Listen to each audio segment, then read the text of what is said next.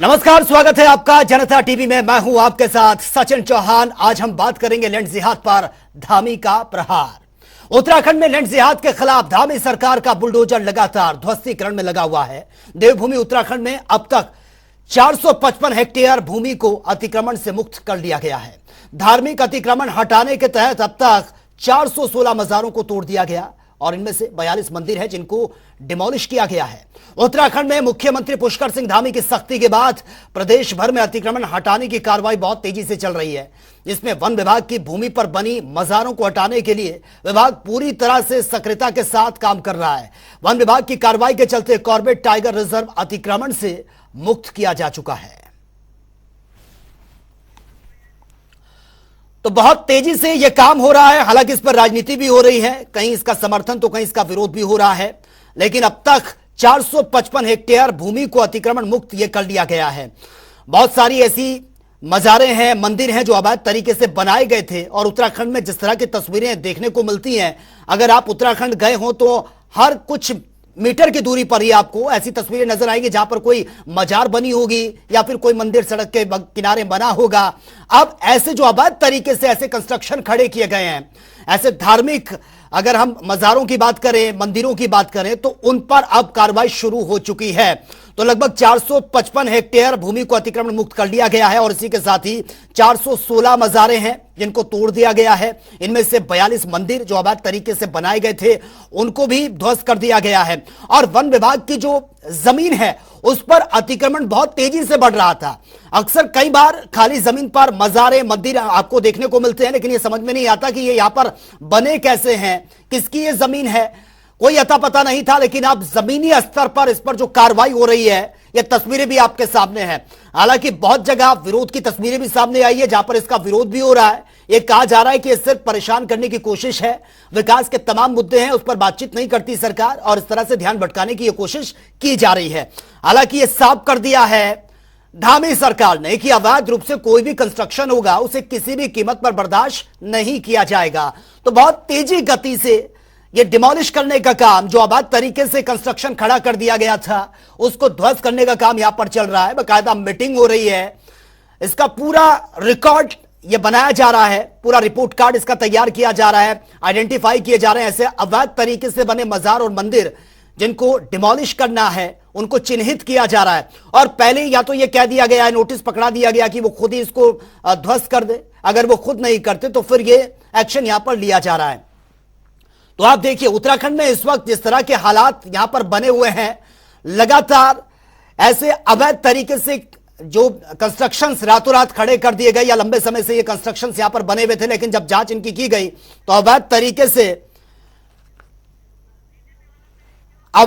से इनको बनाया गया था। अब इसको डिमोलिश करने का काम भी ये शुरू हो चुका है। तस्वीरें भी हम लगातार आपको दिखा रहे हैं और इसी मुद्दे पर आज हम विस्तार से चर्चा भी कर रहे हैं। कुछ खास मेहमान हमारे साथ बने हुए हैं, उनसे आपका परिचय करवा देता हूं। हमारे साथ अनुपम खत्री हैं, प्रवक्ता हैं यूकेडी के। सर, स्वागत है आपका जनता टीवी में। हमारे साथ अशोक वर्मा है, पूर्व नेता प्रतिपक्ष नगर निगम के। सर, आपका भी बहुत बहुत स्वागत है जनता टीवी में। और कुमार श्रीकांत राजनीतिक पॉलिटिकल एनालिस्ट हैं, वो भी हमारे साथ सीधा लाइव बने हुए हैं। सर, आपका भी बहुत बहुत स्वागत है। सबसे पहले अनुपम खत्री जी, शुरुआत मैं आपसे करना चाहूंगा।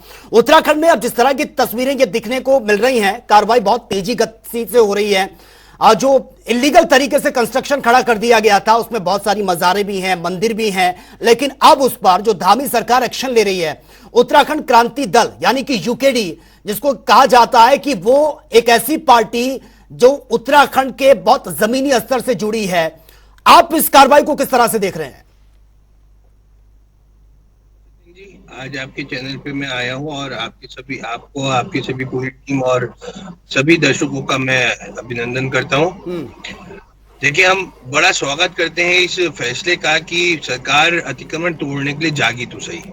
अतिक्रमण यहाँ शुरू से बहुत बड़ी समस्या रहा है और ये अतिक्रमण जंगलों में भी तक फैल गया है। पहले हम देखते थे कि शहरों में, गलियों में इस तरह अतिक्रमण था, अब जंगलों तक फैल गया है। सरकार ने ये पहल करी है, बहुत अच्छी बात है। लेकिन इस अच्छी बात के साथ मेरा एक सवाल बहुत बड़ा ये शुरू से चला है, क्योंकि इसी टॉपिक पे मैंने और भी डिबेट्स की हैं। अतिक्रमण को लैंड जिहाद घोषित करने का जो लॉजिक धामी जी का है वो मुझे अब तक समझ में नहीं आया है, क्योंकि एक तरफ वो बोल रहे हैं कि भाई यहाँ लैंड जिहाद हो रहा है, यानी मजार्स पे और हिंदू मुस्लिम पे कंसंट्रेट हो रहा है, लेकिन दूसरी तरफ आपने अभी जैसे कहा और धामी जी ने भी पूर्व अपने एक व्याख्यान में मैं सुन रहा था कहीं उन्होंने कहा था कि हम समस्त प्रकार का अतिक्रमण हटाएंगे।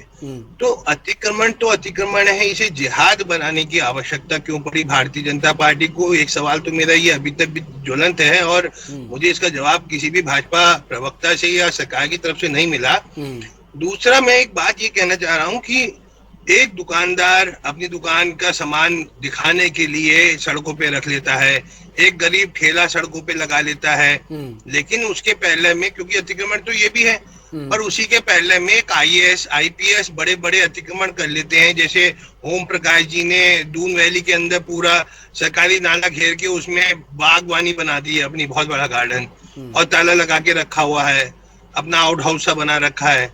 और ऐसे और भी कई मंत्रीगण या IAS अधिकारी, उनकी तरफ धामी जी कब रुख करेंगे, उनकी तरफ भारतीय जनता पार्टी कब रुख करेगी, अतिक्रमण की श्रेणी में उन्हें कब गिनेगी? ये बात भी मैं अब जानना चाहता हूं सरकार से, और पूरा उत्तराखंड ये बात जानना चाहता है कि जैसे 7 सितारा होटल ने वनों को कैप्चर करके वन भूमि को अपना नक्शा बढ़ा लिया, ठीक है, तो इस तरह ठीक है अनुपम खत्री जी, लेकिन आप ये तो मानते हैं ना कि उत्तराखंड में अतिक्रमण जो अवैध तरीके से हो रहा था उस पर अब जो कार्रवाई हो रही है, ये आप स्वीकार करते हैं ना कि हाँ ये बहुत सही काम कर रही है धामी सरकार? कार्रवाई हो रही है, इसका हम भी स्वागत करते हैं, लेकिन ये मुर्दे के बाल उतारने जैसी कवायद हो रही है ना सर, इसको थोड़ा ब्रॉड करना चाहिए। अगर ये वाकई हमें भी धामी सर पे बहुत यकीन है, मैंने इनकी पूर्व में शैली देखी है काम करने की, और जिस तरह ये मुख्यमंत्री बैठ के एक संतुलित राजनीति कर रहे हैं, तो उसमें ये बड़ा जरूरी है अब देखना कि ये जो अतिक्रमण का अभियान है ये सिर्फ एक लैंड जिहाद बन के रह जाएगा, या समूल अतिक्रमण, चाहे वो किसी छोटे का हो, बड़े का हो, चाहे एडमिनिस्ट्रेशन में बैठे किसी एक ग्रेड अधिकारी का हो, या खुद कैबिनेट में बैठे किसी पॉलिटिशियन का हो, वो भी टूटेगा। जनता ये तो खुद मुख्यमंत्री ने साफ कर दिया है कि इलीगल तरीके से कोई भी कंस्ट्रक्शन होगा उसको बर्दाश्त नहीं किया जाएगा, ये खुद उन्होंने कहा है। जी बिल्कुल, तो अगले आपके एपिसोड में मैं कुछ पत्र ऐसे भी लेके बैठूंगा जो ये साबित करेंगे कि कहां कहां पे इस तरह का और इनलीगल अतिक्रमण है जो उत्तराखंड में काम करने वाले बड़े बड़े IAS IPS ने कर रखा है।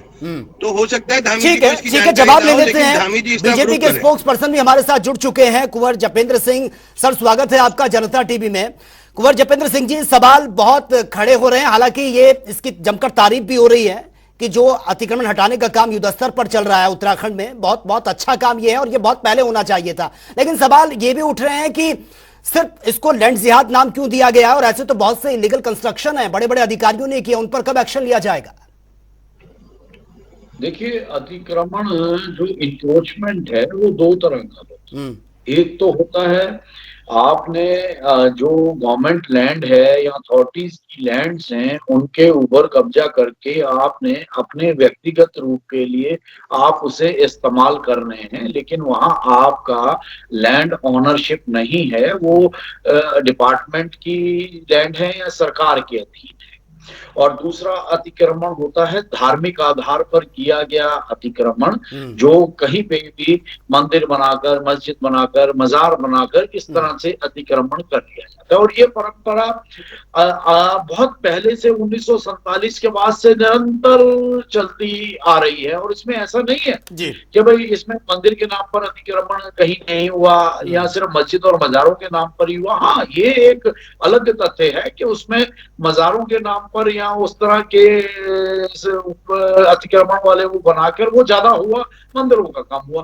तो अब दोनों तरफ का जो अतिक्रमण है, चाहे वो इंक्रोचमेंट गवर्नमेंट लैंड का है या वो धार्मिक आधार पर अतिक्रमण है, भारतीय जनता पार्टी और माननीय मुख्यमंत्री जी दोनों के ही खिलाफ है। जैसे जैसे शिकायतें मिल रही हैं और नहीं, लेकिन कुंवर जपेंद्र सिंह, यूकेडी वाले बोल रहे हैं कि ये तो सिर्फ महज एक फॉर्मेलिटी है, सिर्फ एक शो ऑफ का किया जा रहा है। बहुत से ऐसे अधिकारी हैं, उन पर एक्शन कब लिया जाएगा? हम कह तो रहे हैं आपको, अगर किसी के पास प्रमाण है तो वो प्रमाण दे, और प्रमाण आ रहे हैं, उन पे जांच हो रही है। और जहां से भी अतिक्रमण हट रहा है वो रातों रात नहीं हट रहा है, पूरी जांच के बाद। जपेंद्र सर अंचल प्लांजा जाइए, अंचल प्लांजा देहरादून राजपुर रोड पे, देहरादून राजपुर रोड पे अंचल प्लाजा में जाइए, वहां पे ओम प्रकाश जी का जो IAS अधिकारी हैं, उन्होंने पूरी सरकारी जमीन पे, नाले की जमीन पे अपनी बागबानी बना के उस पे ताला लगा रखा है। ये बिल्कुल प्रत्यक्ष है, और अगर ये झूठ निकला तो मैं जीवन भर के लिए राजनीति छोड़ दूंगा। आपको मैं प्रमाण दे रहा हूँ, ज्वलंत प्रमाण दे रहा हूँ सर। आपने अभी बोला है, देखिए मैं जानता हूँ जपेंद्र भाई, आप वादे के बड़े पक्के आदमी हैं। वहाँ पे नोटिस जा रहे हैं। आपने प्रमाण मांगा है, मैं एक प्रमाण आपको हाथों हाथ दे रहा हूँ। दूसरा प्रमाण, अपना साथ अनुपम हमारा खत्री जी सुन होटल लीजिए बना ना, वो कह हुआ रहे है। नोटिस जा रहे हैं, जिन्होंने इलीगल तरीके से कंस्ट्रक्शन किया है उनको नोटिस देने का काम शुरू हो आप चुका है। नोटिस की कॉपी दिखाइए ना, आप नोटिस की कॉपी दिखाइए, फिर आप चैनल पे दिखाइए नोटिस की कॉपी। हमने तो कोई नोटिस की कॉपी नहीं देखी आज तक। इस तरह और ये की सभी नोटिस कब तक खेला जाएगा? घटनाओं सरकार, सचिन जी देखिए, सरकार को जिसको डिमोनिश नहीं करना नहीं, होता अनुपम उसे खत्री जी नोटिस सुन नोटिस लीजिए, आपने खेलना जो शुरू सवाल करती है। पूछे हैं नोटिस को लेकर और इस कार्रवाई को लेकर जवाब दे रहे हैं कुंवर जपेंद्र जी, उनको सुन लीजिए। अब सुनना तो नहीं चाहेंगे ना। ये आप कोई भी अतिक्रमण है उसे हटाने से पहले एक प्रक्रिया होती है, क्योंकि जो अतिक्रमण करके बैठा है, चाहे वो धार्मिक है या समय का इंक्रोचमेंट करके बैठा है, तो वर्षों से करके बैठा है, उसकी एक प्रक्रिया है। आपको नोटिस भेजा जाता है, नोटिस का जवाब नहीं देते हैं तो उसके बाद फिर अगला नोटिस दिया जाता है, तो 2-3 बार नोटिस के बाद फिर डेफिनेटली सर ओम प्रकाश जी को नोटिस दिया गया है, ओम प्रकाश जी को नोटिस दिया गया है। ठीक है, चलिए आप दोनों के पास में आऊंगा। अशोक वर्मा भी हमारे साथ बने हुए हैं। अशोक जी, जो कार्रवाई हो रही है आप किस तरीके से इसको देख रहे हैं? क्योंकि लंबे समय से इसकी मांग उठ रही थी कि भैया अतिक्रमण हो रहा है, लेकिन कब एक्शन लिया जाएगा? और हम देखते हैं, आप देहरादून की सड़कों से आप पूरे उत्तराखंड में कहीं भी घूम लीजिए, आपको कुछ ही मीटर की दूरी पर या तो कोई मंदिर या कोई मजार बिल्कुल सड़क के करीब नजर आ जाती है। अब उस पर एक्शन लेने का काम धामी सरकार कर रही है, आप किस तरीके से देख रहे हैं? बात सही है सचिन, ये आपकी, मैं आपकी बात से सहमत हूँ। अतिक्रमण तो अतिक्रमण है, चाहे वो किसी भी प्रकार का हो, धार्मिक हो या गैर धार्मिक हो, अतिक्रमण अतिक्रमण है। और सबसे बड़ी बात ये होती है, सरकारें आती हैं और जाती हैं, और अतिक्रमण हमेशा से रहा है, लेकिन अब हटने की एक मुहिम जो शुरू हुई है, कहीं से तो चलिए शुरू हुई है। अतिक्रमण को कौन ये कहेगा कि सही है? अतिक्रमण कभी सही नहीं ठहराया जा सकता, लेकिन किंतु परंतु इतना जरूर मैं कहना चाहूंगा कि पार्शियलिटी नहीं होनी चाहिए, कि भेदभाव नहीं होना चाहिए, किसी बड़े छोटे का अंतर नहीं होना चाहिए। सबके लिए कानून समान रूप से होता है। ये तो बात बड़ी साफ सी है कि नियम और कानून सबके लिए एक बराबर है, और अतिक्रमण हटाया जा रहा है, ये तो अपने आप में ठीक है बात। लेकिन कहीं जब इस प्रकार की दिक्कतें और शिकायतें प्राप्त होती हैं कि साहब आपको उसको छोड़ दिया, मुझको कर दिया, मेरी अप्रोच नहीं थी, तो वो अपने आप में एक बहुत दुखद अध्याय होता है। समानता एक क्रेडिबिलिटी शो करती है सरकार की, अगर समानता रहेगी इस चीज के अंदर, क्योंकि ये बहुत महत्वपूर्ण है मामला। बिल्कुल ठीक है। कुमार श्रीकांत भी हमारे साथ बने हुए हैं, पॉलिटिकल एनालिस्ट हैं। कुमार श्रीकांत जी, आप किस तरह से इस कार्रवाई को देख रहे हैं? क्योंकि लंबे समय से इसकी मांग उठ रही थी और तस्वीरें भी हमने देखी हैं, अब तक कोई कार्रवाई नहीं होती थी। अब जब कार्रवाई हुई है तो इसका विरोध भी हो रहा है कि ये सिर्फ महज एक फॉर्मेलिटी है, लेकिन कई लोग इसका समर्थन भी कर रहे हैं कि चलिए देर सवेर शुरुआत तो हुई।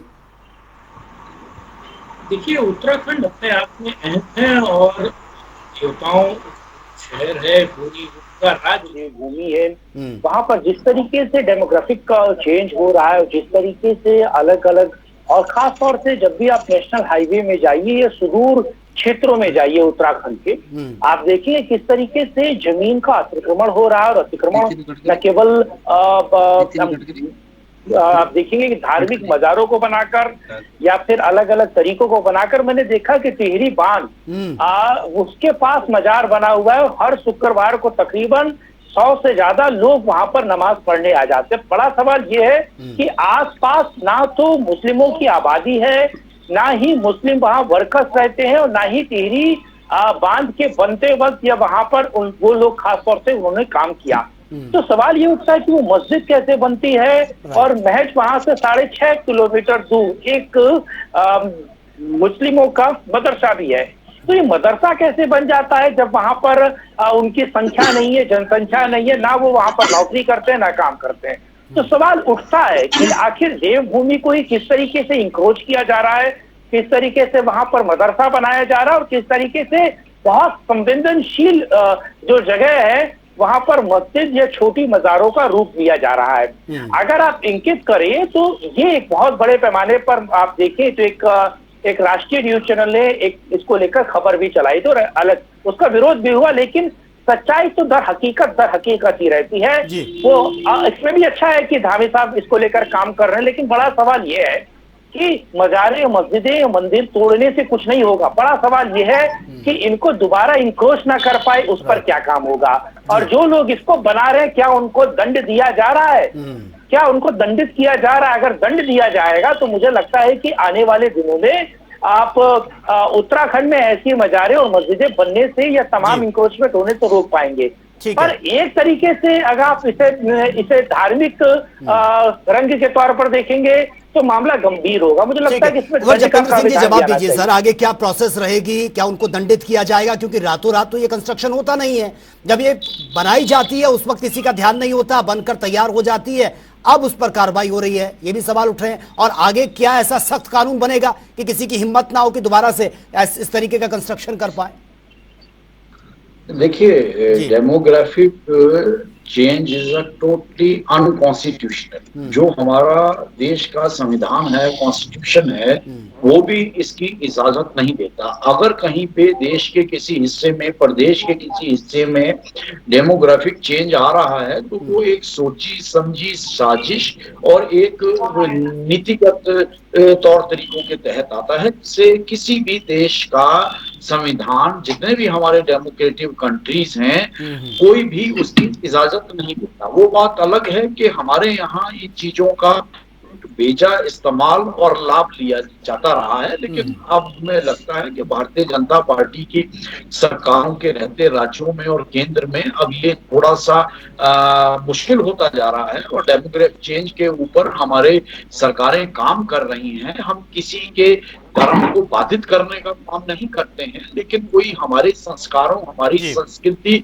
और हमारे धर्म को बाधित नहीं। लेकिन कुंवर जपेंद्र सिंह जी, ये तो आप मानते हैं ना कि जिस तरह से ये कंस्ट्रक्शंस की ये बाढ़ आई है, ये बहुत अनदेखी पहले रही है पहले की सरकारों में कि इन पर ध्यान नहीं दिया गया, और शायद यही वजह है कि आपको हर जगह नजर आएंगे। जिस तरह से कुमार श्रीकांत बता रहे थे, आप हर जगह देखिए, कहीं मंदिर बना है तो कहीं मजारें बनी हैं, अब उन पर कार्रवाई ली जा रही है। कहीं ना कहीं बहुत बड़ी लापरवाही पिछली सरकारों ने की है। देखिए, पिछली सरकारों के लिए वोट बैंक की राजनीति करना और इस तरह के कार्यों को आगे बढ़ाना, ये उनकी एक कार्यशैली रही। हाँ, लेकिन अब इतना जरूर है कि भारतीय जनता पार्टी की सरकारों के रहते इस तरह के कृत्यों को लेकर निश्चित तौर पर भारतीय दंड संहिता के अधीन कार्रवाइयां भी की जा रही हैं और दंडित करने का भी काम किया जा रहा है। ठीक है, ठीक है। अनुपम खत्री जी, आपके पास मैं आना चाहूंगा। उत्तराखंड की अगर बात की जाए तो उत्तराखंड में बारी बारी से सबने राज किया है, ये किसी से छिपा नहीं है। और जो इलीगल तरीके से कंस्ट्रक्शन का आज हम जो जिक्र कर रहे हैं, जिसको डिमोलिश करने का काम लगातार ये किया जा रहा है, ये कोई रातों रात भी नहीं हुआ है। लंबे समय से कंस्ट्रक्शन ये हो रहा था। सरकारें बीजेपी की भी रही है, कांग्रेस की भी रही है, हालांकि यूकेडी को तो मौका ही नहीं मिला अब तक। क्या आपको लग रहा है कि एक बहुत बड़ी अनदेखी रही है? सचिन जी, आज आपके चैनल पे ये मुद्दा उठा है तो कहीं ना कहीं आपने इसमें होमवर्क जरूर किया होगा। मैं जानना चाहूंगा आपसे भी, और हमारे प्रवक्ता महोदय बैठे हैं भारतीय जनता पार्टी के, ये सवाल उठ के आया है कि लंबे समय से इस तरह के काम हो रहे हैं। ये जो मजारें आज तोड़ी जा रही है, ये कितने समय से बनी? सरकार ने अभी तक ये खुलासा कहीं नहीं किया ऑथोराइज। तो मैं प्रवक्ता महोदय जो भाजपा के जानना चाहूंगा कि ये मजारें जो आज तोड़ी जा रही है, इन्हें बने 10 साल हो गए हैं, 15 साल हो गए हैं या 4 साल हो गए हैं? क्योंकि हमारी जानकारी में ये निकल के आया कि ये सारी मजारें 6 महीने, 8 महीने, 12 महीने, 11 महीने, ऐसे इन महीनों में बनी हुई है। खासकर 6 महीनों में तो बहुत सारी अचानक। ठीक है, कुंवर जपेंद्र सिंह जी जवाब दीजिए।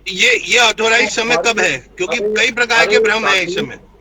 हमारे साथी प्रवक्ता ने अपने सवाल के साथ अपना जवाब भी खुद ही दे दिया कि आपने खुद ही कह दिया कि इनकी जानकारी के अनुसार ये मजारें 4 महीने, 6 महीने, 13 महीने, 15 महीने, ये तो भाजपा शासन में बनी है ना भाई साहब। नहीं, आप 2 मिनट, आप सुनने की भी क्षमता तो आपकी आईबी क्या कर रही है? नहीं प्रवक्ता महोदय, आपकी सरकार की आईबी क्या कर रही है? मतलब एक हाथ से मजारें बन रही है, दूसरे हाथ से मजारें तोड़ के लैंड जिहाद दिखाया जा रहा है। जनता के अंदर जो बात है धार्मिक उन्माद पैदा होने की, विपक्ष तो ये आरोप लगाता है भाजपा पे कि आप धर्म की राजनीति कर रहे हैं, इसका मतलब ये वही है। तो सुनने की भी तो क्षमता रखिए। अगर आपने सवाल करा, मैं सुन रहा हूँ सर, आपको सुन रहा हूँ, बिल्कुल सुन रहा हूँ। चेंज आया है तो उस डेमोग्राफिक चेंज को जो एक सोची समझी रणनीति के तहत जो ये चेंज लाने का प्रयास किया जा रहा है, जो सवाल और जवाब आपने खुद ही दे दिया, तो निश्चित तौर पर सरकार उसके मैंने कोई जवाब नहीं दिया। अपराध होने के बाद ही उसके खिलाफ कार्रवाई होगी। तो निश्चित तौर पर आप लोगों को तो सरकार को बधाई देनी चाहिए। सरकार मैं सही से समझ नहीं पाया हूँ, मेरा सवाल दोबारा दोहरा रहा हूँ। कोई एक्शन ही नहीं होता था 1947 में। हम दोबारा दोहरा रहा हूँ मैं, मेरा सवाल ये है, ये मजाक जो तोड़ी जा रही है ये कितने समय पहले उत्तराखंड में बनी है? क्योंकि जनता ये कह रही है, जनता में ये है कि 5-6 महीने पहले बनी है। तो आप मुझे बताइए 12 साल पहले बनी कि 10 साल? मेरा जवाब है इसमें, मैं तो सिर्फ सवाल कर रहा हूँ आपसे। नहीं, ठीक है अनुपम खत्री जी, अगर ये लंबे समय से बनी है या 6 महीने में बनी या रातों रात बन गई, अब उनको सचिन सर सरकार को डिक्लेयर करके बताना तो चाहिए कि जो मजारें हम तोड़े वो 13 साल पुरानी है कि 20 साल पुरानी है या 5 साल पुरानी है, ताकि हमें पता चल सके कि किसके शासन काल में वो बनी। आप अचानक से लैंड जिहाद का एक शब्द ले आए, आपने उठा के मजारें तोड़ी। आपको मैं सच बताता हूँ, आप यहाँ पे ग्राउंड पे रिपोर्ट करवाएंगे और लोगों से पूछेंगे तो लोग यही कहेंगे कि मजारें 6-6 महीने पहले बनी है। अगर 6 महीने पहले बनी है तो इसका मतलब इसके पीछे भारतीय जनता पार्टी की धर्म की राजनीति का जो है दाव है, धर्म की राजनीति का उत्तराखंड में भी चलाया जा रहा है। चलिए ठीक है, कुमार श्रीकांत कुछ कहना चाह रहे हैं सर, रखिए अपनी बात।